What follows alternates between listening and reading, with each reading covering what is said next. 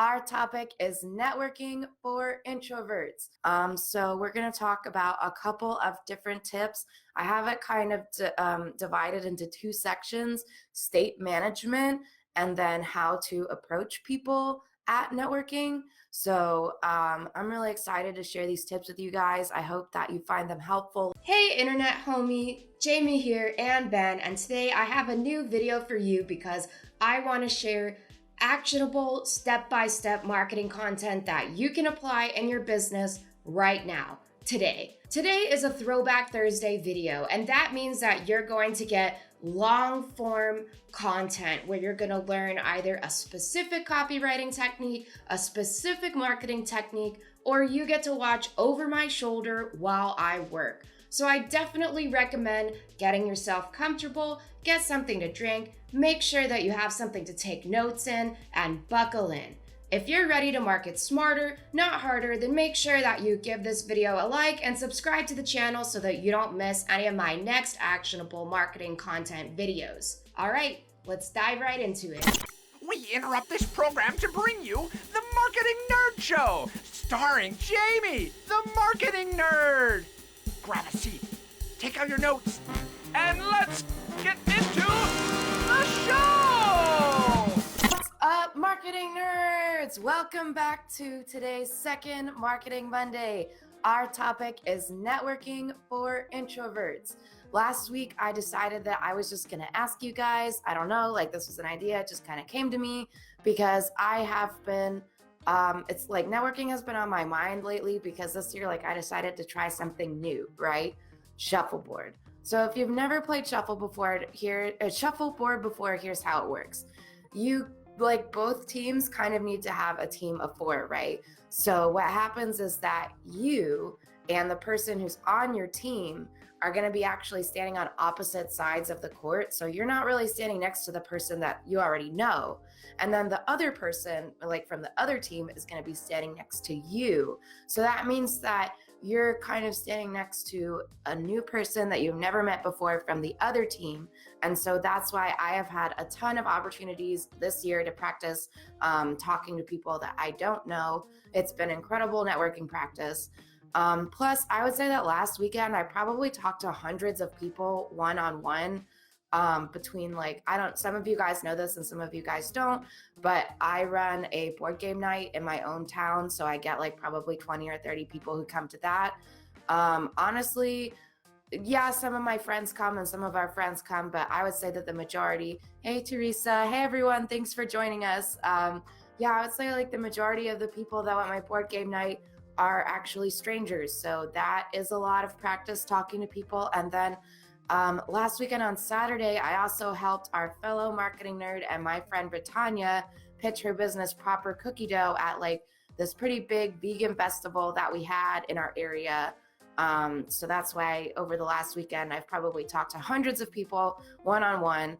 And also a big congratulations to our fellow marketing nerd Britannia for meeting her Kickstarter goal. What? She crossed her $10,000 Kickstarter goal. And I think now I just looked at it and it's like $11,000 and some odd $100. So it's only, the sky's the limit, right? And it's only going up from here. She's done an incredible job and there's still another 3 days of her Kickstarter. So yeah, that's just kind of where my head is at, why I've been thinking of networking and how I've been kind of getting a lot of networking practice in. So I am not an introvert, but I think that maybe that will allow me to provide you tips that will be beneficial for any of you guys who are introverted, because it's just coming from like a different perspective. And don't worry, I'm not going to tell you like, oh yeah, like you just got to do it. Like, no, I'm going to give you more helpful advice than that. So we're going to talk about a couple of different tips. I have it kind of divided into two sections: state management and then how to approach people at networking. So I'm really excited to share these tips with you guys. I hope that you find them helpful. Let me know, and let's jump right into it. So under state management, I would say that when I'm going out to a networking event, and also you got to keep in mind, like, networking is a broad word, so that could cover a lot of different styles of events. And so the tips that I give you are going to work in a lot of different situations, whether you're at a business event where there's maybe like 30 people and you're all like, there's maybe a portion where you're going around and everybody's like sharing a pitch or everybody's sharing a little something about themselves. And then you got to kind of like pick out people that you're interested in and talk to them afterwards. That's one kind of event that this would be good for.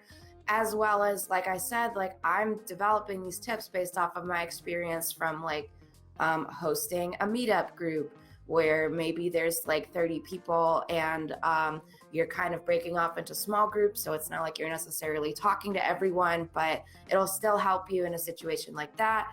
Or also, like I shared about my shuffleboard team, where there's just like a big group of people and you might not necessarily know anything about the person that you're going to be talking to.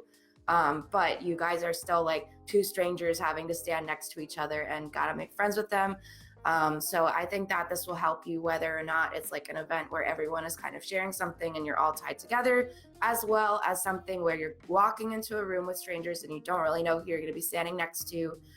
There's not a lot of choice because like in the case of the shuffleboard example, like you're assigned to different courts, like you're being told by the overall organization where you're going to be. And then since you're standing next to the person who's on the other team, not the person that you know who's your teammate, you are just going to be standing next to a random stranger and you're just going to have to make it work. So let's start with my state management tips first. My number one tip is to wear something that you feel confident in. And that sounds a little bit silly, but what I kind of think about it is like, honestly, you guys, even though I'm not an introvert, I do feel anxious when I think about going to like last week I just went to a brand new networking event for the first time with my friend Brandy, who she's a marketing nerd and she's in this group, and actually she was one of the people who asked for this topic.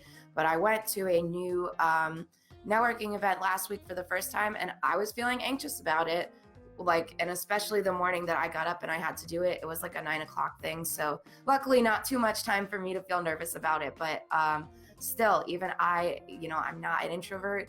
Everybody, it's normal to feel anxious if you're going to be going and doing that kind of stuff, so it's fine. So when I'm talking or thinking about wearing something that you feel confident in, I'm thinking about it as like, wear something that for me helps me manage my state of anxiety. And so what that means for me is long sleeves. When I'm feeling anxious, I just really like to wear long sleeves. Some of our friends in here, like Liz, has seen me at a lot of networking events, and Teresa has seen me at a lot of networking events. So you probably have seen that I often wear either my blazer, which I call this my signature outfit because it's also like the outfit that I have a picture of on my business page. But I pretty much always wear either a blue blazer with a V-neck shirt under it. I have a red one, a gray one, and a dark gray one, I think, and a light blue one. And I have a black blazer and a blue blazer. So I'm either wearing like a blazer and my V-necks, or I also have cardigans that I swap out with those V-necks. And then I do have like two button-up blazers. Two button-up shirts. Name escapes me right now, but button-up shirts with long sleeves, like Brooks Brothers shirts too. So that's kind of what I'm usually wearing. Those are like my go-to outfits. Or if I'm going to be in kind of like a more casual situation where like the board game night or the shuffleboard, where I'm still feeling anxious about like having to navigate conversations with strangers, I have this sweater that I have from Old Navy. It's just like a long sleeve men's sweater. It's white. It has just like one graphic on it. It's a red, flag looking thing. So like it's kind of stylish, but like simple, but it has the long sleeves, and that just really helps me with my anxiety. And I live in Florida, you guys, so there's no reason that, like, if you're somebody who does get a lot of anxiety when it comes to networking or something like that, I recommend to you to try the long sleeves too. I would say that even if you were like, I personally don't have a sweating reaction. A little bit, like, and also to like extreme anxiety, and like if I'm really, really upset, then yeah, I do sweat a lot. But it's not like at my lower levels of anxiety, it's not like, oh yeah, I'm definitely a sweaty person, but I still think that it's helpful, even if you are somebody who has that reaction, that you might just get a little sweaty when you're feeling anxious, because the long sleeve aspect, and especially if it's like the blazer outfit that I have, where it's like you have a undershirt and then like a jacket over it, even though you're sweating, still might make you feel more comfortable, because at least like the outer layer or the jacket itself like can kind of help hide that, so you won't have to feel so anxious about that. So that is one thing that might help you out. But yeah, I mean, so I don't have that sweating reaction. If you do, I would still try this out. But if you don't, like I don't, then I would definitely recommend, like if you're going out to a networking event or something, give some long sleeves a shot. If you're feeling anxious, it might help you out like it does for me. It's just something like to have, it's like the same as like putting a slightly heavy blanket on, you know what I mean? Like it just does that for me. So that might help you out too. So that's the first tip, is to kind of wear something that you feel confident in. Experiment with your outfits and try. I have planned outfits for if I'm going to something business, or if I'm going to something more casual. And if I'm feeling anxious, I have a couple of fallback outfits that I know that always work for me and help me to manage my anxiety. So that is the first tip underneath of state management for networking for introverts. And this is all just about like helping you feel comfortable before you even get there, and also while you're there. Okay. So another state management tip that I use a lot is scent to get me into the right state of mind for talking to strangers, for talking one-on-one to someone, for managing my anxiety. Personally, I have one perfume that I wear whenever I'm feeling anxious. I have posted about it on my Instagram before, and I can link up that post in the comments after this if you wanted to check it out. But it's a perfume that it's special to me because my mom gave it to me last year when we went on our trip to Bermuda. And it just like my mom told me when she got it to me, she's like, yeah, like it was kind of an expensive perfume. So she was like, but I'm really happy that I got this for you because it will always remind you of our trip. And she's right, it does. It reminds me just that, you know, my mom loves me, my parents love me, and it smells really nice. And our trip was a really fun time. So it's just like to be able to get my mental state into that helps again to like mitigate any kind of anxiety that might come from, you know, interacting with strangers and having to like lead a conversation and learn about other people. At the end of the day, I'm not really afraid of doing things. I'm afraid that I will do something and then it won't work out. So just having a scent that I've tied to like being happy and a good time and like feeling confident. And I also put this perfume on, like if I am going to be doing a prospecting call with a client or something, like it's not for other people, it's for me. So like, even if I would be hopping on a call or something like that, I do still do it when I'm feeling anxious about that, because it does still help me. So like you could pick either a cologne or a perfume where maybe like you don't wear it except for that you're preparing like to go to a networking event, or like you're preparing to do something else where you need to have that air of confidence so that you can associate this one scent with the state that you want to be in, and then kind of not like intermix it in other settings. But then like when you want to kind of boost your confidence, you have this scent that you have tied this state to, and it can just help you out. So, and it's especially powerful when you combine it with wearing some kind of an outfit that just makes you feel comfortable. Or like I said, for me, like the long sleeves just help me manage feeling anxious. So between doing something like that with the outfits and then tying something great state-wise to a scent, those are really good ways that I can just quickly, like, you know, when you're going to a networking event, you know that you got to crush it, you got to be on. And this is a way for that. I find it really easy to like prepare and get into the right state of mind to be able to perform really well. And then finally, what I kind of do, and I feel like whenever I read about it, it sounds stupid, but I don't know, I do it and it does work for me. Like whenever I catch myself like feeling anxious about, like I'll go back to last week. On last Tuesday, I went to a new networking event for the first time. I've never been there. Even though I had a friend that was going to be there, I didn't know anybody else who was going to be there. I didn't really know how they ran the things. I didn't know what to expect. So I was feeling anxious about it. And kind of what I try to do when I like catch myself feeling like that is I tell myself like, look, I might be feeling anxious right now, but I am someone who can easily talk to other people. Like this kind of gets into I don't want to say what's it called? It's not mantra. It's affirmations. Okay. You guys, I don't really believe in a lot of this kind of stuff, okay? But affirmations are something that there's a lot of stuff on the internet about affirmations. They're not magic. It's not magical. What it is just a way.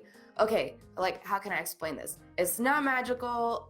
There's a lot of stuff out there about woo-woo, about affirmations. I don't necessarily believe all of that stuff.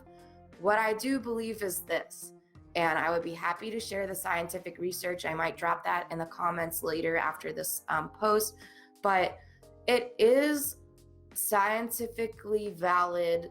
This is a proven phenomenon through peer-reviewed literature that there is such a thing called affirmations, that when you structure a sentence in a specific way, there are like a couple of rules that you have to follow. Like, for example, it has to be either in first person, or you can say it in third person, but like using your name. So instead of saying like, well, we'll get there. Secondly, it would be in present tense.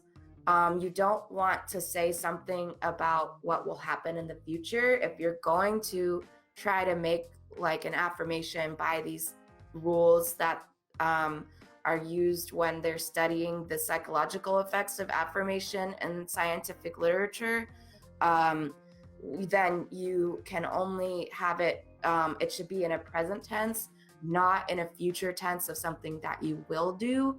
So like you wouldn't want to say, I will be the kind of person who can easily talk to other people. You want to say, I am the kind of person who can easily talk to other people. And then you just want it to be like an active verb, not a passive verb. So that's again, just like you want it to be an active verb in the present tense, either in first person, like I am, or in third person, but using your name. I don't do that because it feels a little bit weird, but actually there has been some interesting research that saying it in the third person can be a little bit more powerful. I don't know. Like I said, I don't do it, but what that would look like would be Jamie is the kind of person who can easily talk to other people. So what would not be right is like, Jamie will be the kind of person who can easily talk to other people. You don't want to say that. But so this is what I do. Like, I just wanted to, it's called that. I can put information in the comments for you, but this is not your typical, like, don't judge me saying that this is an affirmation based off of like what you read on Instagram, or like if you type affirmations into Google, whatever, Reiki, crystal, energy healing stuff will come up about affirmations. That's not exactly what I'm talking about.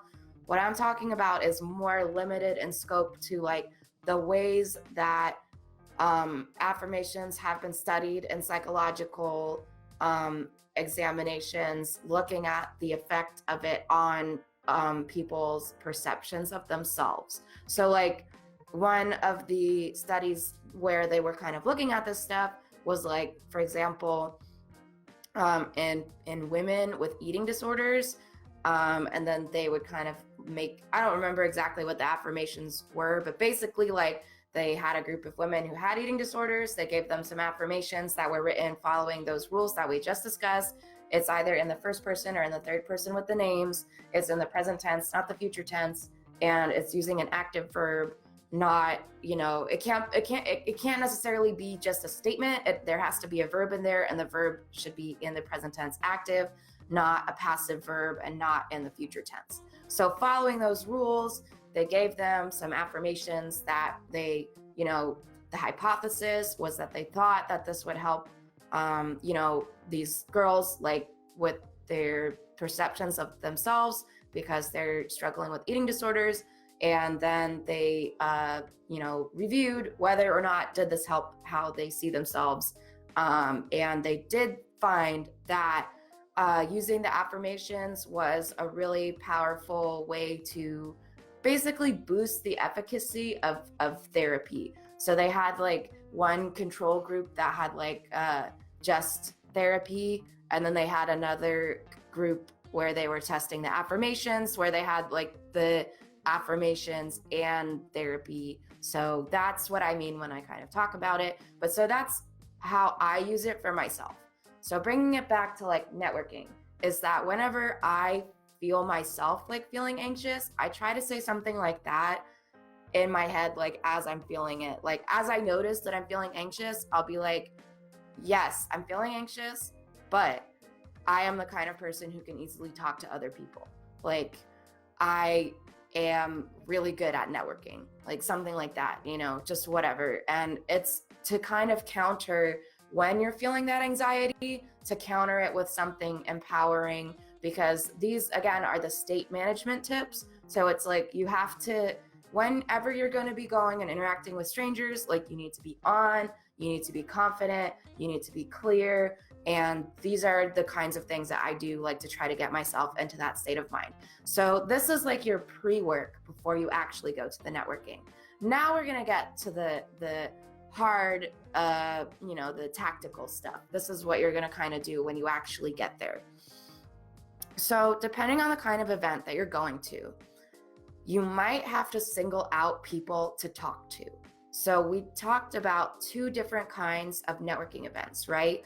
There's, and if we're going to be thinking about networking events in a business context, I'm just think like broadly, I think of networking as like interacting with strangers. If I'm going somewhere specifically to interact with strangers, whether or not it's directly related to business, that for me is like, I'm in my networking frame of mind then. So yeah, there are some like shuffleboard where it's not a business setting and I know that I'm going to have to be talking to strangers, but I'm getting paired randomly with who exactly I will be talking to because we're assigned in advance what teams we're going to be playing against. And so I don't have any choice of like, there's no identifying people that I want to talk to because the people that I will be engaging with are already assigned to me. So there's that kind of a networking event. But if you're going to really any kind of a business networking event, it's probably going to be more like that. You have to single out the kinds of people that you want to approach and learn more about, right? So an example of that would be like, usually at business events, you might, and assuming it's not a presentation, because if you're going to an educational meetup where there will be like a content presentation, that would not look exactly like this. But broadly, most business networking events are kind of in three categories. Either it would be like a content event where you're going to watch a presentation and then afterwards you have the chance that you could approach other people like in the audience. But the thing about doing that is that you're not really going to know anything about them. So you're not going to really be able to pre-select anyone, because unless they maybe ask questions or something, and then you learned about them that way. But for the most part, it's not like everybody went around and said something about themselves and you know a little bit of everything, but a little bit of something about everyone. So it's like not usually like that. And if you were going to talk to someone, you would either just have to pick someone randomly, or maybe they like asked some questions that you thought were cool. So that's why you wanted to go talk to them. That's one type of networking event, business networking event. So these are like the three categories that they kind of broadly fall under. The second type of business networking event is just kind of like a mixer kind of a thing, like a happy hour. Like you show up to a place, other people are going to be showing up to a place. You might get a drink if you want, and then there's no like going around and introducing. It's just like kind of everyone's floating around, and so then you kind of have to like approach either an individual person or like a group of people who are already talking. So that's like another kind of business networking event.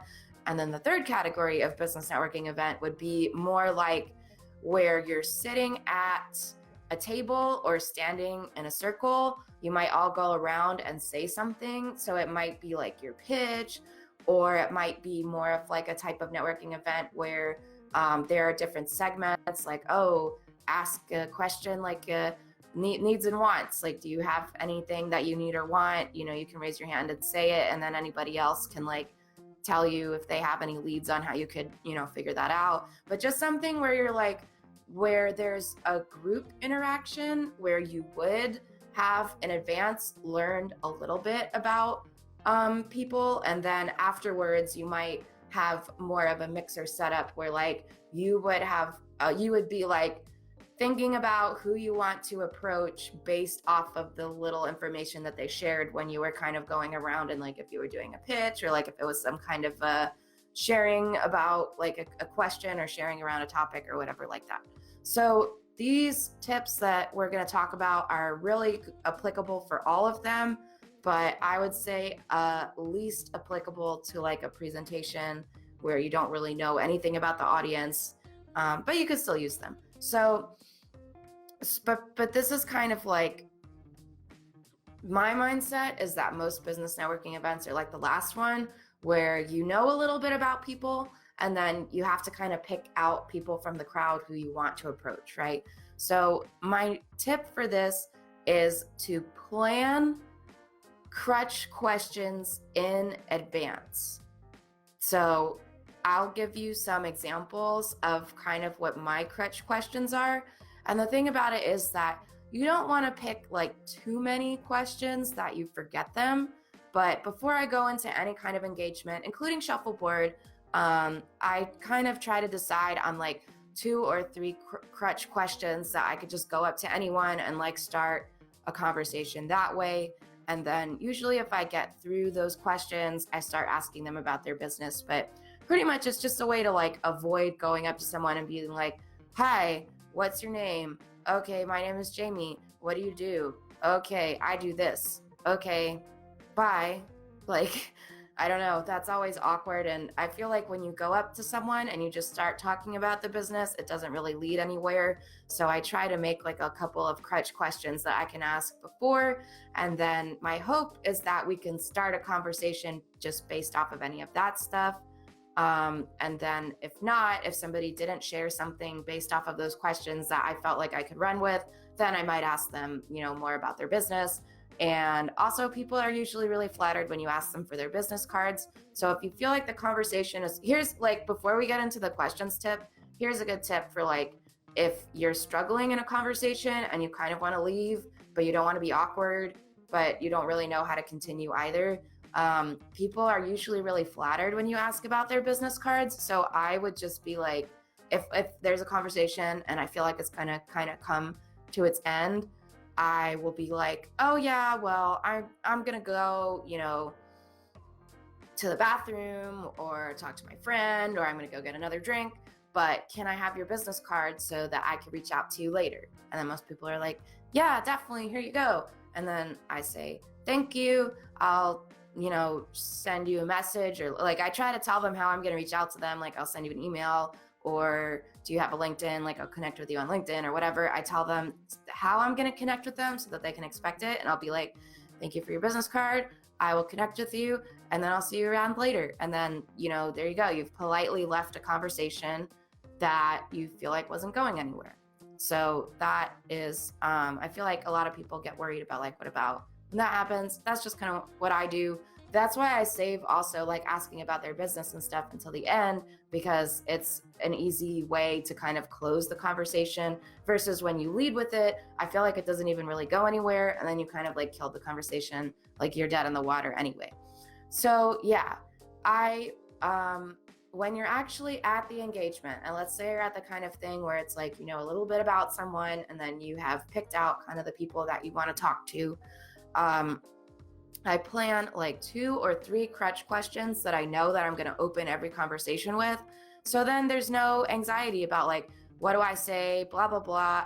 In advance, I've already planned like my first 2 or 3 exchanges with people. And usually by the time you get 2 or 3 exchanges into a conversation, you know, like, if it's going to be easy to continue it, if you and this person have the same communication style, and also like if they have already shared something that you would be able to like jump off with and go past those 2 or 3 things. And then here's the thing about having these kinds of crutch questions, you guys, is that like sometimes I ask the first question and then we go off on like a whole tangent, right? But then that tangent like comes to an end, but it's like, oh, well, I was enjoying talking to this person, but this aspect of the conversation has met its natural end and I don't really know what to do. Well, that's not a problem anymore. You do know what to do, because that's where I like will introduce like the second crutch question. You know what I mean? So you don't necessarily have to open with all of them. Sometimes like one after another. Sometimes after the first 1 or 2, like you do go off onto a side tangent, but then when that comes to its natural conclusion,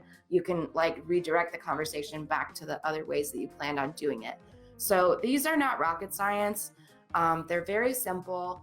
But like I said, even just this weekend, I've talked to like hundreds of people one-on-one. This is not like I did a stage presentation. This is like I was at a market selling things and like,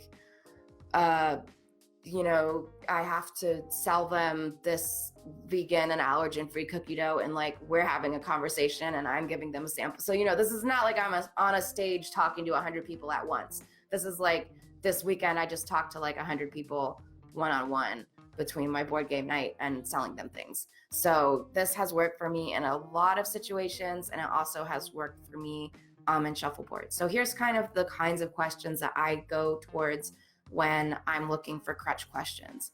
The first one is like, is this your first time here?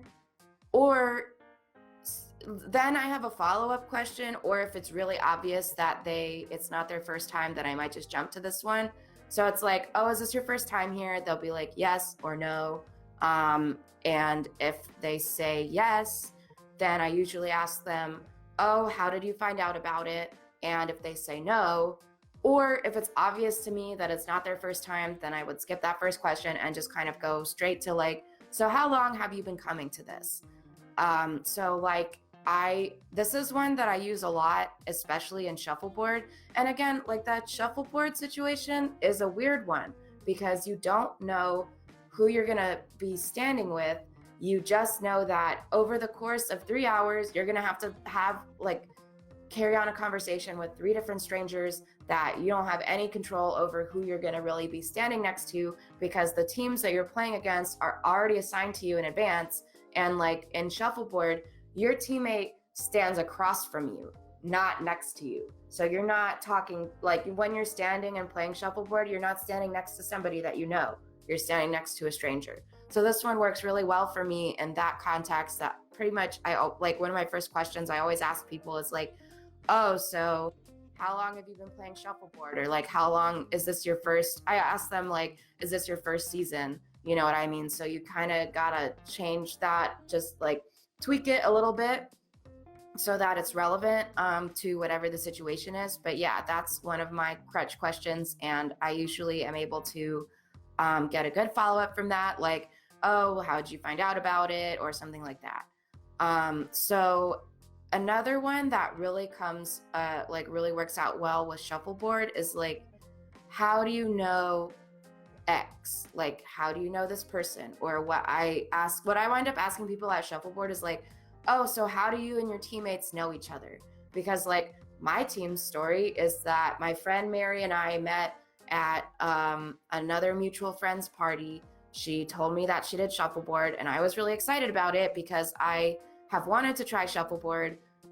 Those of us who live in the Tampa Bay area know that St. Pete has like a pretty good shuffleboard scene.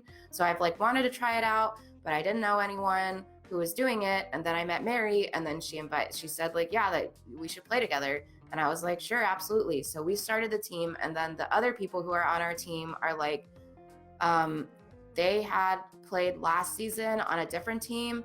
And then my friend Mary was a sub for their team. But this year, like, we all made a team together.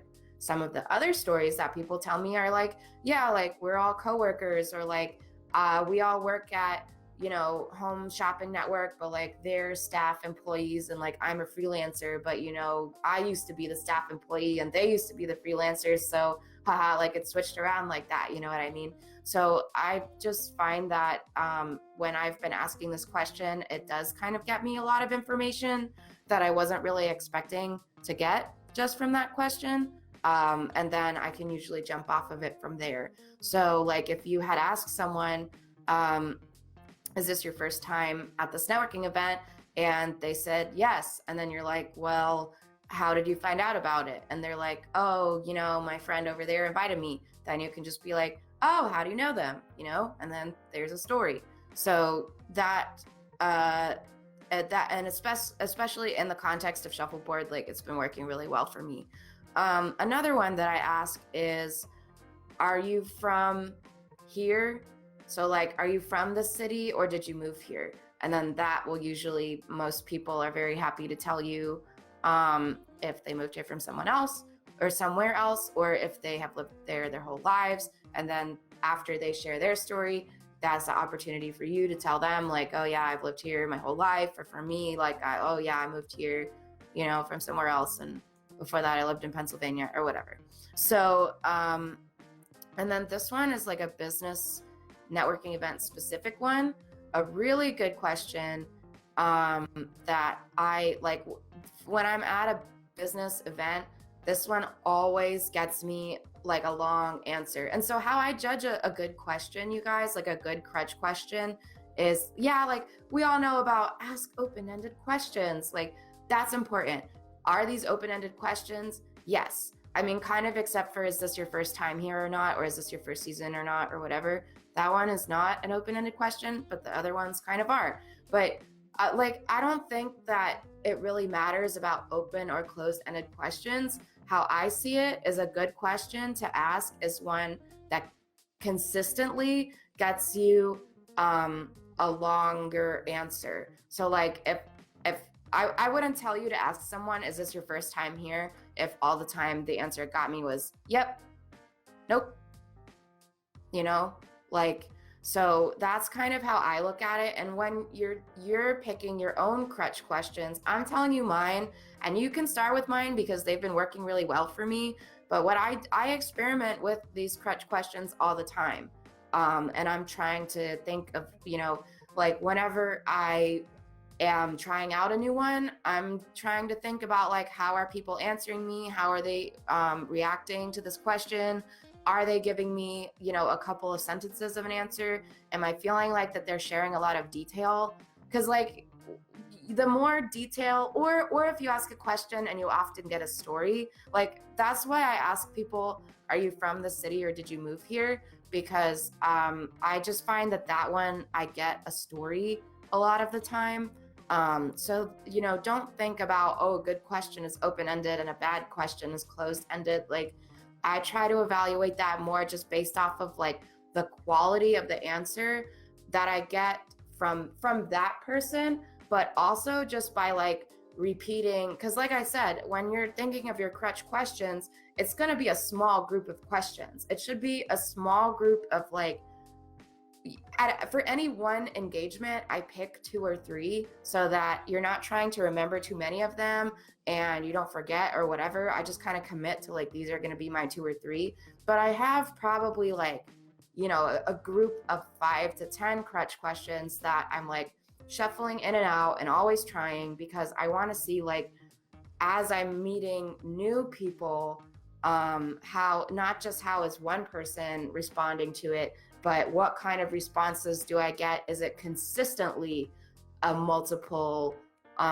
sentence answer? Is it consistently a thing that people are sharing a story with me where I can get detail that I can continue the conversation? You know what I mean? So that's how I'm trying to think about like what kinds of questions should be going in here, and is it a good question or a bad question?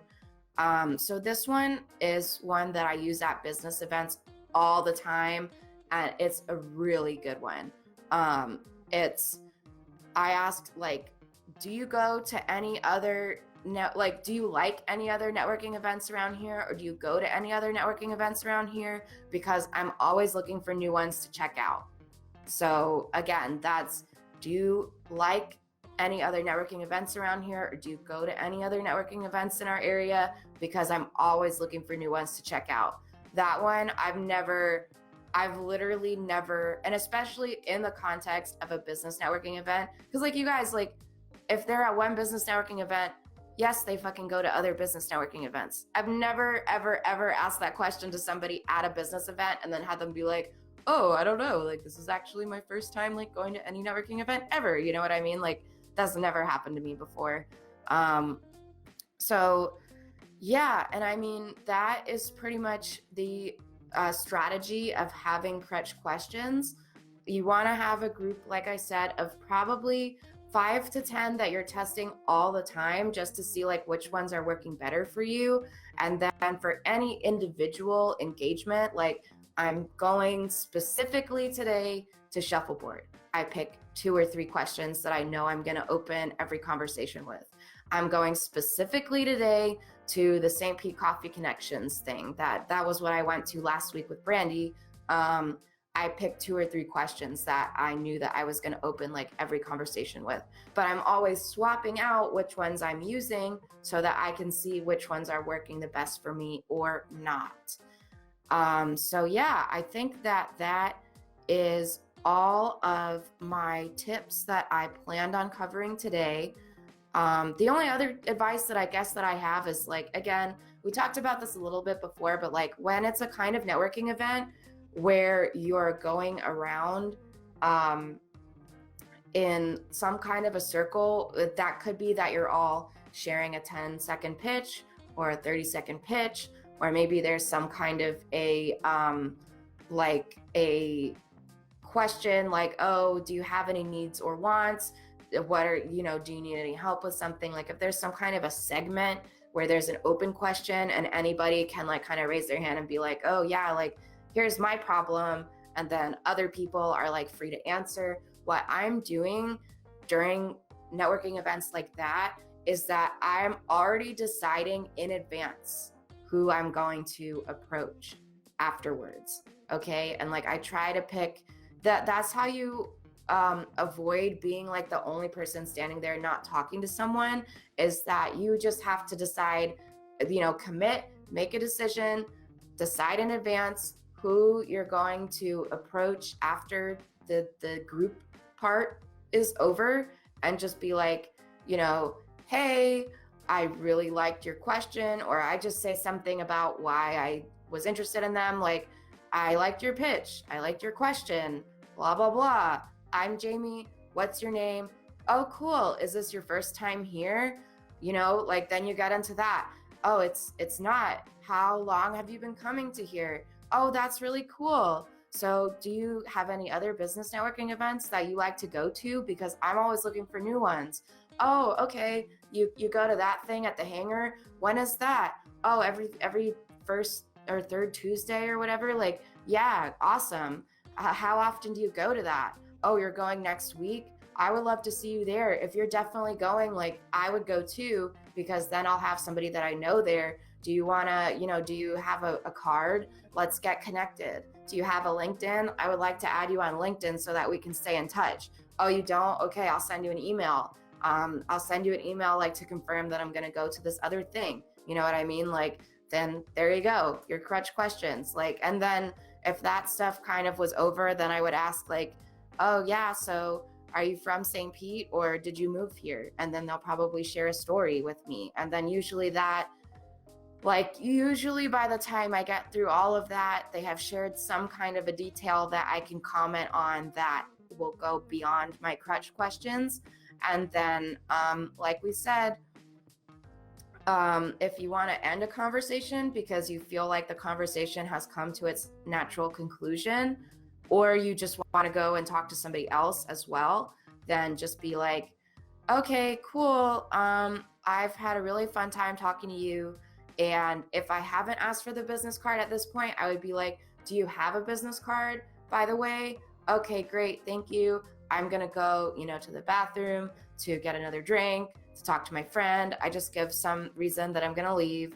But I have your business card, so I'm going to reach out to you. Or if I have already asked for the business card and I already got it, then I would be like, okay, cool. Like, I'm going to go do whatever, but I have your business card, so we're going to be in touch. I'm going to send you an email, or, however I decided, however we discussed that I was going to get in contact with you, I'm going to do that. So we're going to be in touch, and I'll see you later. And then you can leave the conversation, and then you can go either, get another drink, talk to that other person that you wanted to talk to, whatever. And also, low-key, you guys, sometimes I say I'm going to go talk to my friend, even if I mean I'm going to go talk to that other stranger that I planned on talking to before she leaves.